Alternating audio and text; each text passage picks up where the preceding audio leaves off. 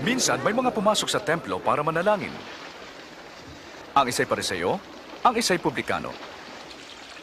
Ang Pariseo ay tumayo at nagsabi, "Nagpapasalamat ako, O Diyos, na ako ay di tulad ng iba na masama at mapangalunya. Nagpapasalamat ako at di ako tulad ng maniningil ng buwis na yon. Nag-aayuno ako 2 beses isang linggo at nagbibigay ako ng aking ikapu. Ngunit ang publikano ay nakatayo sa malayo at di man lang makatingin sa langit. Dinadagukan ng dibdib at ang sabi, Diyos, mahabag ka sa akin na makasalanan." Sinasabi ko sa inyo, ang publikano, hindi ang Pariseo, ang umuwing kinalulugdan ng Diyos. Sapagkat ang sinumang nagpapakataas ay ibababa. At ang nagpapakababa ay itataas. Lumapit kayo at makinig sa akin nang kayo'y magkaroon ng buhay. Hanapin ang Diyos samantalang siya'y masusumpungan. Siya'y tawagin habang malapit pa. Ang masama ay magbago ng gawain at maling isipan, at siya'y magtatamo ng kapatawaran. Ikaw ay lilisan ng may galak at kapayapaan. Mapapalad kayo mahihirap, pagkat sa inyo ang kaharian ng Diyos. Mapapalad kayo nagugutom pagkat kayo bubusugin. Mapapalad kayong tumatangis pagkat kayo magagalak. Mapalad kayo kung kinapupuotan ng tao at pinagsasabihan ng masama dahil sa anak ng tao.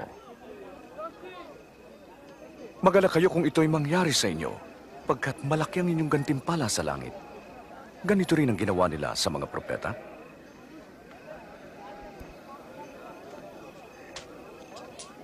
Labing-anim, 17, 18, 19, 20.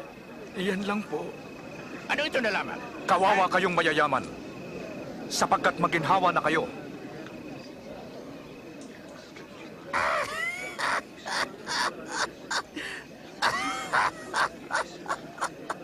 Ayaw niyang iumaman. Isa siyang baliw. Kawawa kayong nagsisitawa ngayon, sapagkat kayo magsisitangis. Kawawa kayong pinupuri ng mga tao, pagkat gayon din ang kanilang ginawa sa mga bulaang propeta. Sinasabi ko sa inyo, ibigin ninyo ang inyong kaaway. Gawa ng mabuti ang galit sa iyo. Pagpalain niyo sila na sa inyo lumalait. Ipanalangin ang walang tiwala sa iyo.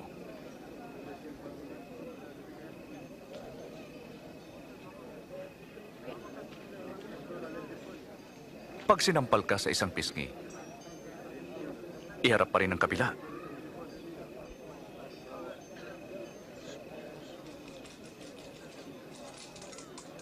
Pag inagaw ang iyong balabal, ibigay mo pati ang iyong damit. Bigyan ang humihingi sa iyo. At pag kinuha ang ari-arian mo, huwag mo nang bawiin pa.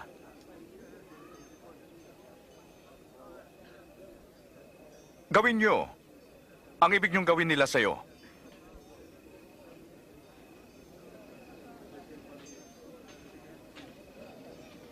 Kung mahal mo lang ang umiibig sa iyo, bakit ka gagantimpalaan?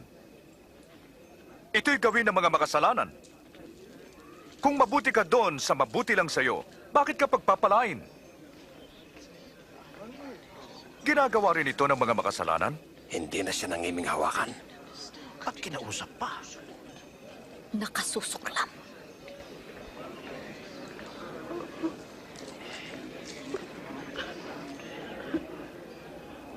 Hindi. Ibigin niyo ang inyong kaaway. Gawan niyo sila ng mabuti at ikaw ay magpahiram ng walang kapalit. Sa gayon malaki ang inyong gantimpala dahil tatawagin kayong mga anak ng Diyos. Sapagkat mabuti siya sa mga masasama. Mahabag kayo, gaya ng inyong amang nasa langit.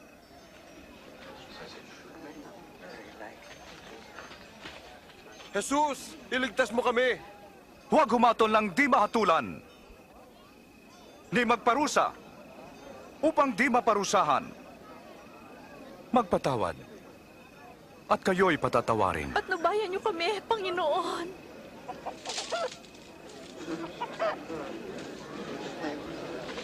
Magbigay, at kayo bibigyan. Pagkat anumang gawin mo sa iba ay gagawin din sa iyo. Ang isang bulag ay hindi makakaakay ng isa ring bulag. Mauhulog sila sa hukay. Bakit mo tinitingnan ang puwing ng iba, ngunit di mo pinapansin ang dumi sa iyong mata?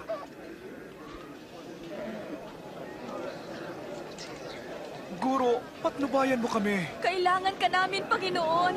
Mapalad ang inang nagsilang at nag-alaga sa inyo. Mas mapalad ang nakikinig sa salita ng Diyos at tumutupad nito.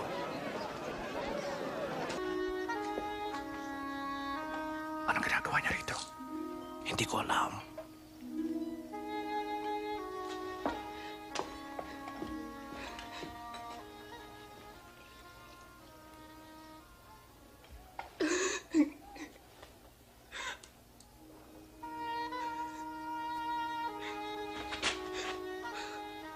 Anong ginagawa niya?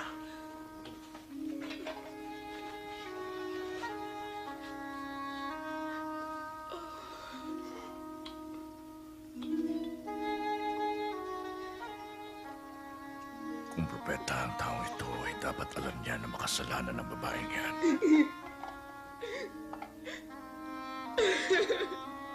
Hindi may tatago sa kanya ang uri ng kanyang pamumuhay. Kilala ko ang babaeng to, Simon. Makinig ka sa akin. May 2 taong nagkautang sa isang tao. 500 ang isa at ang isa ay 50. Nang di sila makabayad ng utang, sila'y kapwa pinatawad. Sinong higit na iibig sa kanya? Yung pinatawad na mas malaki ang utang. Tama ka. Masdan mo siya. Nang dumating ako sa bahay mo, di mo nilinis ang mga paa ko. Ngunit siya, binasa niya ng luha mga ito at pinunasan ang kanyang buhok. Hindi mo ako hinagkan. Ngunit di siya tumitigil ng paghalik sa aking mga paa. Di mo binuhusan ng langis ang ulo ko. Ngunit binuhusan niya ng pabango ang aking mga paa. Sinasabi ko sa iyo, dahil sa laki ng pagmamahal niya, pinatawad na siya. Ngunit ang pinatawad ng kaunti, kaunti rin ang pag-ibig.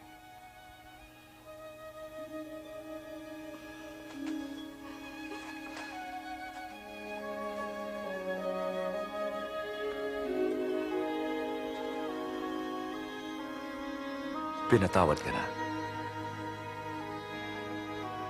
At ika'y ligtas, umalis kang payapa.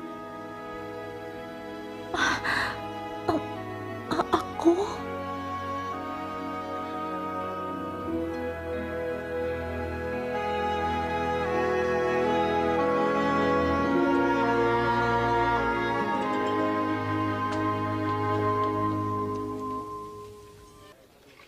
Pinapunta kami ni Juan para magtanong kung kayo po bang darating o maghihintay pa kami ng iba.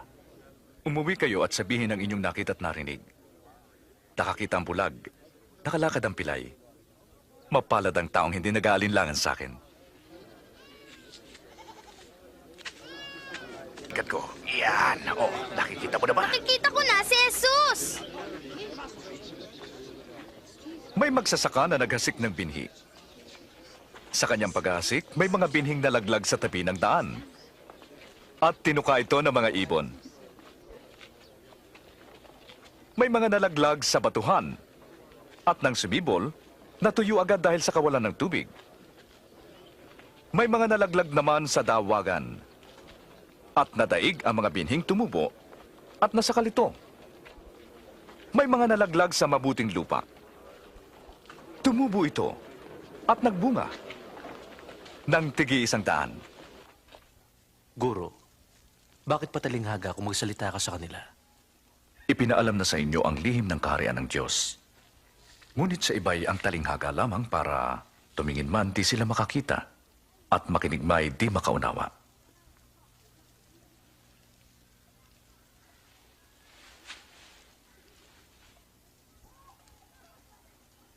Ito ang ibig sabihin ng talinghaga.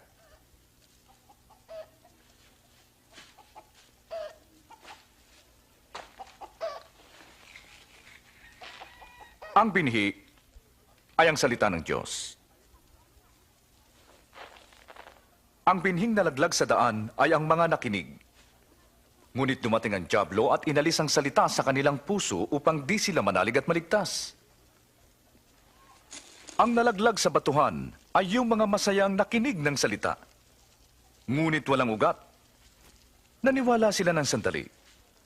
At nang dumating ang tukso, natisod sila.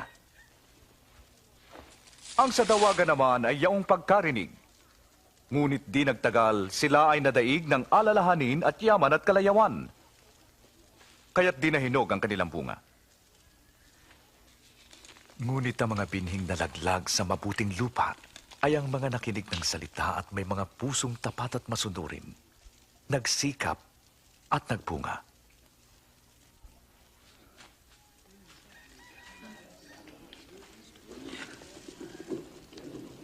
Walang ilaw na tinatakpan ng banga o nasa ilalim ng kama.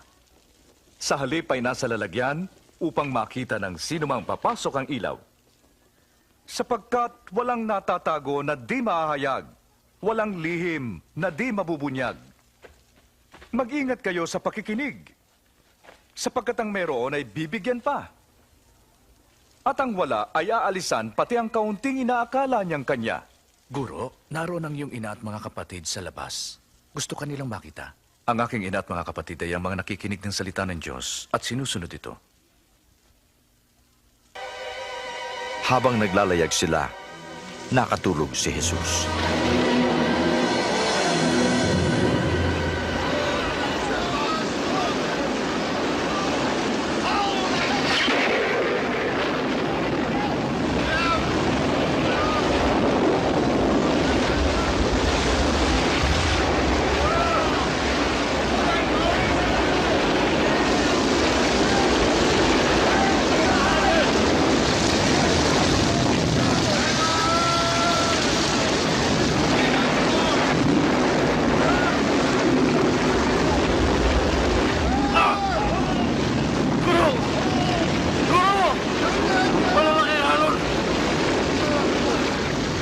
Mamamatay kami! Jesus! Malulunod kami! Tulungan mo kami!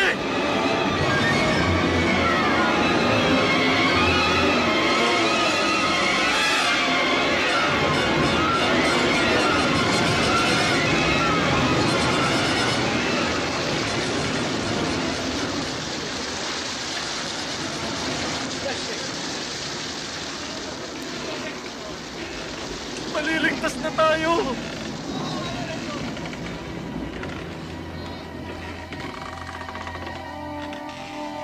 Nasaan ang pananalig niyo?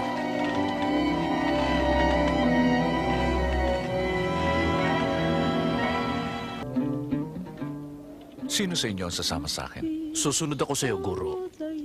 Ngunit, uuwi muna ako at magpapaalam sa pamilya ko. Sino mang nag-aararo at panay ang lingon ay di dapat maglingkod sa karya ng Diyos. Sino mang nais sumama sa akin, dapat kalimutan ang kanyang sarili, pasanin ang kanyang krus araw-araw at sumunod sa akin. Pagkat ang magligtas ng sariling buhay ay mawawalan nito. At ang nawalan nito dahil sa akin ay maliligtas. Anong pakinabang ng tao kung makamtan man niya ang buong mundo at mapahamak naman siya? Ang sino mang magkahiya sa akin at sa aking salita ay ikakahiya rin ng anak ng tao pagparito niya at sa kaluwalhatian ng Ama at mga anghel.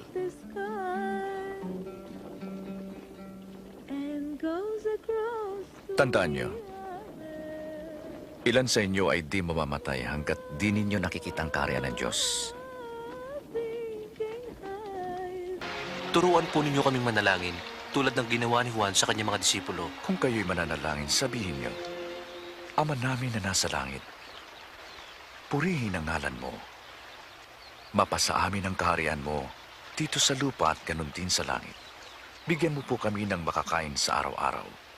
At patawarin mo kami pagkat pinatatawad namin ang bawat nagkasala sa amin. Huwag mo kaming iharap sa tukso, kundi ilayo sa masama.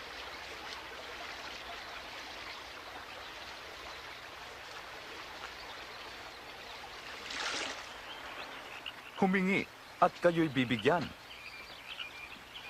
Maghanap at kayo'y makakakita. Kumatok at kayo'y pagbubuksan. Pagkat ang humihingi ay tatanggap. Ang naghahanap ay makasusumpong.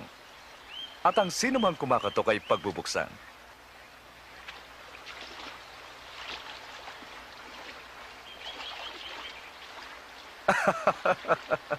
Sinong ama ang magbibigay ng ahas sa kanyang anak na humihingi ng isda? O alakdan kung humihingi sila ng itlog?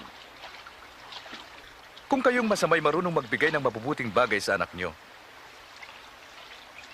gaano pa kaya ang inyong amang nasa langit sa mga humihingi sa kanya? Tandaan nyo, huwag kayong mabalisa sa inyong buhay. Kung ano ang inyong kakainin o daramtin, pagkat mas mahalaga ang buhay kaysa pagkain, katawan kaysa damit. Tingnan niyo ang mga ibon. Di sila nagtatanim o nag-aani at wala silang kamalig. Ngunit pinakakain sila ng Diyos. Sinasabi ko sa inyo, higit kayong mahalaga kaysa mga ibon.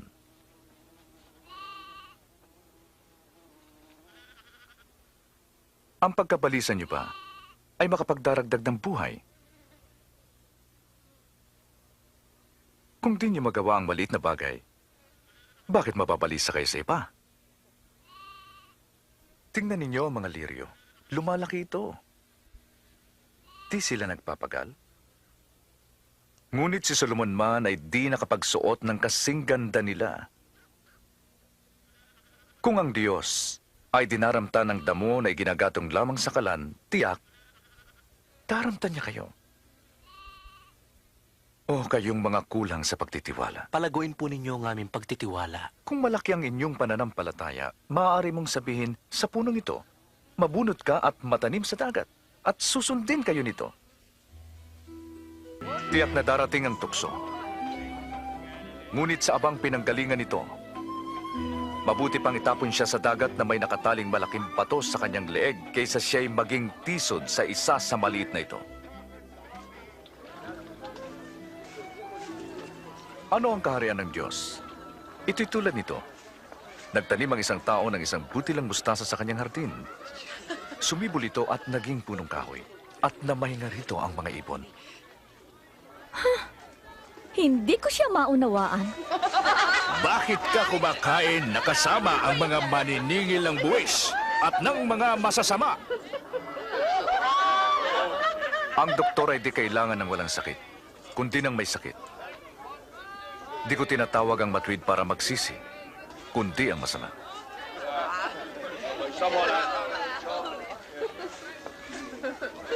Magkwento pa po kayo tungkol sa kaharian. Meron pa po ba? Huwag kayong matakot, munting kawan, pagkat nalulugod ang inyong ama na ibigay sa inyo ang kanyang kaharian.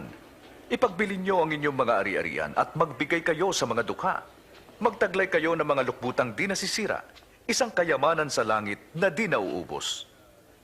Pagkat ang magnanakaw ay di makalalapit at di sila masisira ng gamo-gamo. Dahil kung nasaan ang inyong kayamanan, naroon din ang inyong puso.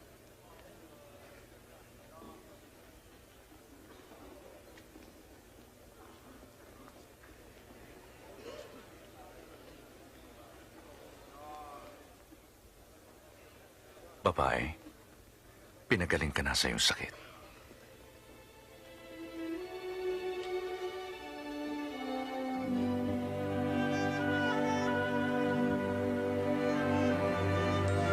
Tingnan mo! Tingnan mo! Magaling na siya! Himala! Halika kayo! Tingnan niyo! Dakila ang Diyos. 12 taon. Salamat sa iyo, Guro. Salamat. Mayroong 6 na araw sa paggawa. Dapat isa sa mga araw na yon kayo nagpagaling, hindi sa araw ng Sabat. Mga mapagpainbabaw, di ba't kinakalagan ninyo ang bakat asno upang painumin sa araw ng Sabat? Ngayon, naririto ang lahi ni Abraham na 18 taong ginapos ni Satanas. Di ba kailangang kalagan siya kahit sa araw ng Sabat? Mabuting guro, anong gagawin ko para makamit ang buhay na walang hanggan? Mabuti ba ako? Walang mabuti liban sa Diyos.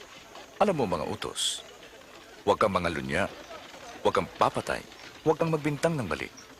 Igalang mo ang iyong mga magulang.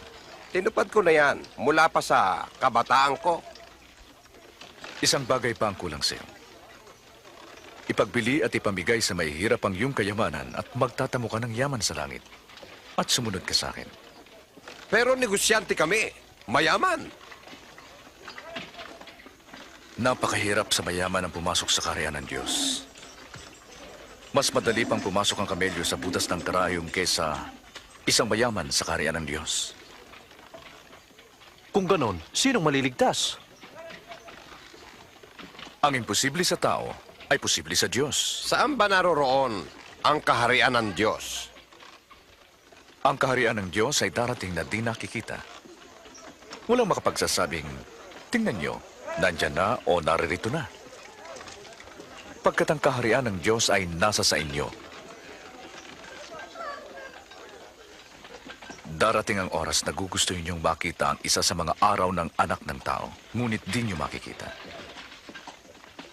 Pagkat ang anak ng tao ay parang kidlat na magliliwanag mula sa kabila hanggang dulo ng langit. Ngunit kailangan muna siyang maghirap ng marami at itakwil ang mga tao. Mas madali pang mawala ang langit at ang lupa kaysa maalis ang kaliit-liitang bahagi ng kautusan. Sinasabi ko sa inyo, marami ang hindi nakakita ng inyong nakita at hindi nakarinig ng inyong narinig. Ano ang aming gagawin?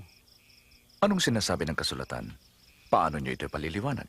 Ibigin mo ang iyong Diyos ng buong puso, buong kaluluwa, buong lakas, at ng buong pag-iisip. At ibigin mo ang iyong kapwa gaya ng iyong sarili. Tama ka. Gawin mo ito at ikay mabubuhay. Sino ang aking kapwa? Hindi ang makawal na yon. Si Cesar ba? May isang taong bumaba mula sa Jerusalem patungong Jericho. Hinarang siya ng mga tulisan, inubaran, binugbog, at iniwan na halos patay na. Nagkataong napadaan doon ang isang pare. Nang makita niya ang tao, lumihis siya ng daan. Isang Levita ang naparaan din doon. At nang makita ang tao, lumihis din siya ng daan.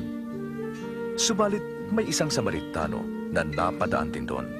Nang makita niya ang tao, naawa siya. Nilapitan niya ang tao at binhusan ng langis at alak ang mga sugat. Isinakay sa kanyang asno at dinala sa bahay panuluyan para doon alagaan. Kinabukasan, binigyan niya ng pera ang may-ari. Sinabi niya, alagaan mo siya at kung kulang pa yan, babayaran ko sa aking pagbabalik.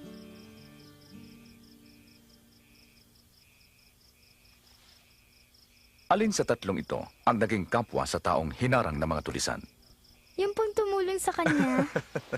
Gawin niyo rin yun. Hayaan niyong lumapit sa akin ang malilit na bata. Huwag niyo silang bawalan pagkat sa tulad nila ang kaharian ng Diyos. Sinasabi ko sa inyo, sino mang di tumatanggap sa kaharian ng Diyos, tulad ng isang bata ay di makakapasok doon. Sino mang tumatanggap sa batang ito ay tumatanggap sa akin. At sino mang tumatanggap sa akin, tumatanggap sa nagsugo sa akin. Ang pinakaaba sa inyo ay ang pinakadakila.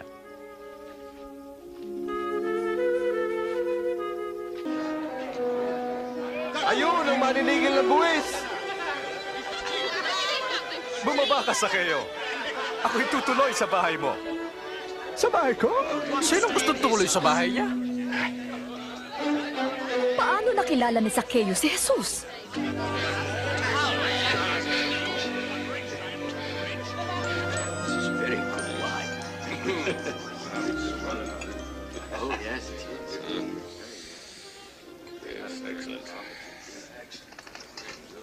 Sandali.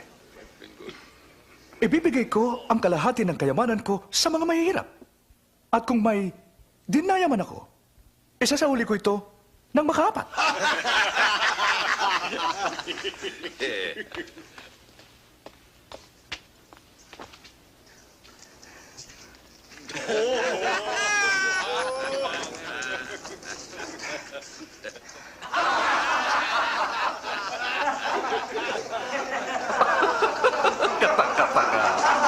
Isang maninigil na buwis nagsasauli ng kanyang nakolekta? Imposible.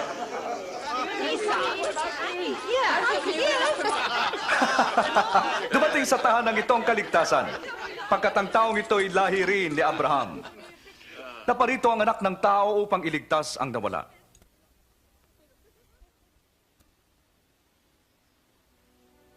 Makinig kayo. Pupunta tayo sa Jerusalem. Matutupad ang lahat ng isinulat tungkol sa anak ng tao.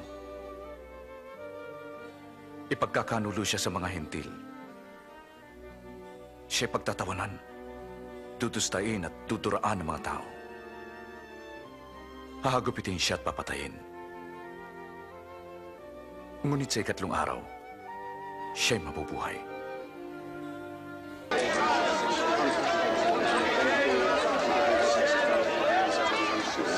Dapat 35.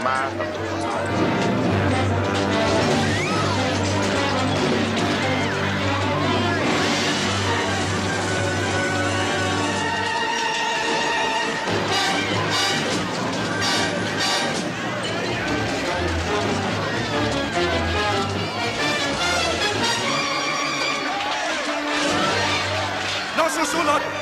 Bahay dasalan ng bahay ko! Ngunit ginawa niyo itong pugad ng mga magnanakaw!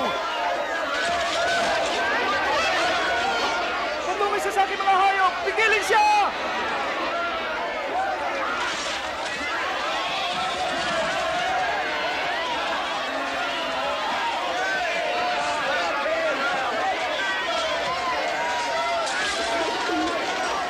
Tawagin yung mga gwardya! Mga gwardya! Habang dumarami ang grupo ng Pariseo at Eskriba na kanyang tinutuligsa, dumarami rin ang mga Hudyong sumusunod sa kaniya. At gayon din sa panig ng oposisyon. Kakaunti. Wala na ba? Makinig kayo. Ang balong ito ay naghandog ng higit sa kanilang lahat. Silang lahat ay nagbigay ng bahagi lamang ng kanilang kayamanan. Ngunit siya, dukha na nga'y nagkaloob pa mula sa lahat ng kanyang kabuhayan. Sabihin mo sa amin, anong karapatan mo para sabihin yan? Sino nagutos sa'yo? Tatanungin ko kayo. Sa Diyos ba o sa tao nagbuhat ang bautismo ni Juan?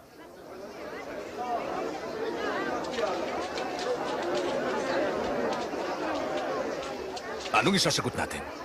Kung sabihin nating mula sa Diyos, sasabihin niya na, ba't di niyo pinaniwalaan si Juan? Kung sabihin naman natin mula sa tao, babatuin nila tayo. Naniniwala silang si Juan ay propeta.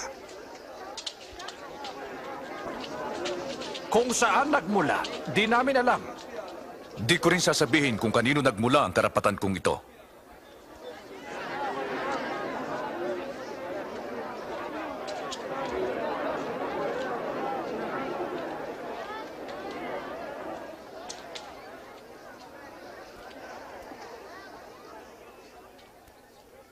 May isang taong nagtanim sa kanyang ubasan.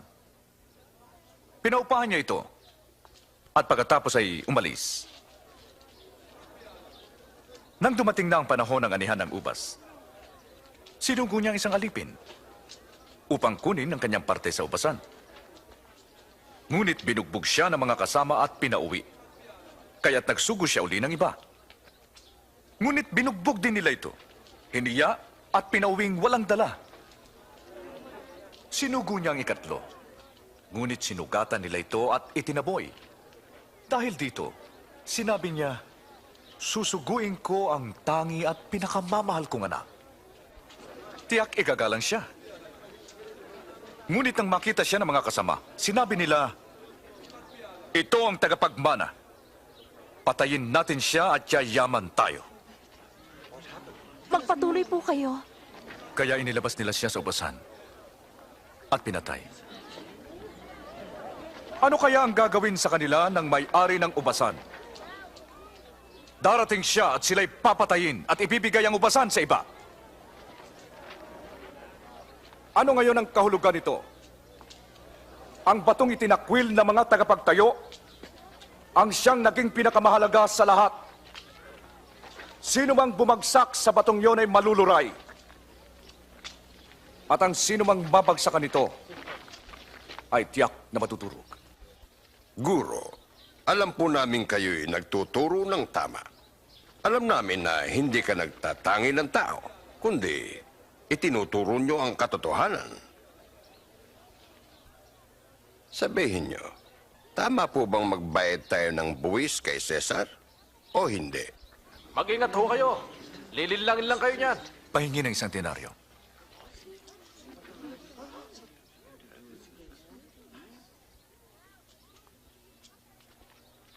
Kaninong mukha ang nasa perang ito? Kay Cesar!